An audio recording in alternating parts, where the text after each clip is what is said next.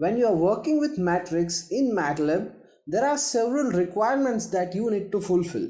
What if you need to work with a specific element of that matrix to work with? Or you need to work with specific row or a specific column? Or you want to work with specific set of data from that matrix? How to achieve all these things?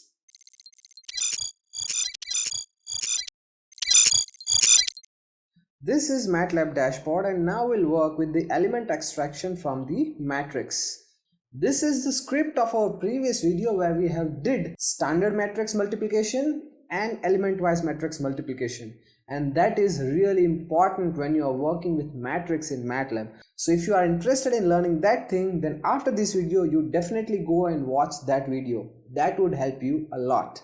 But for time being, we are just commenting it out.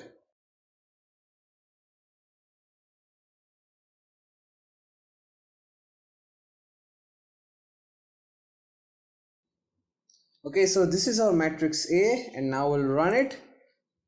Let's change the folder, add path. So this is our A matrix, right? Now suppose I want to extract this 5. So what we do, we'll create another variable where we store the value of 5, and we'll say b is equal to, and now we need to specify the location of this element. It is a part of matrix A, so it's A into bracket. Now we need to specify the location of this element.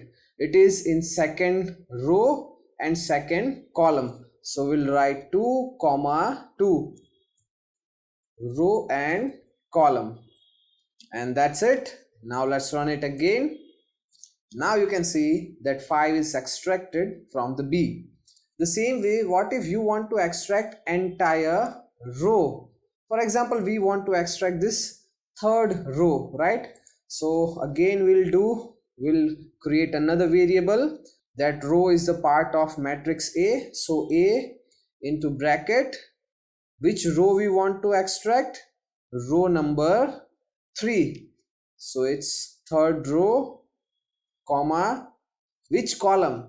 So in third row there are multiple data, right? So there are 3 columns. We want element from all these 3 columns. So what we'll do, we'll write colon. That represents we want entire column, right? So now let's run it again. And you can see here we have 7, 8, 9, the entire third row. Instead of this third row, what if we want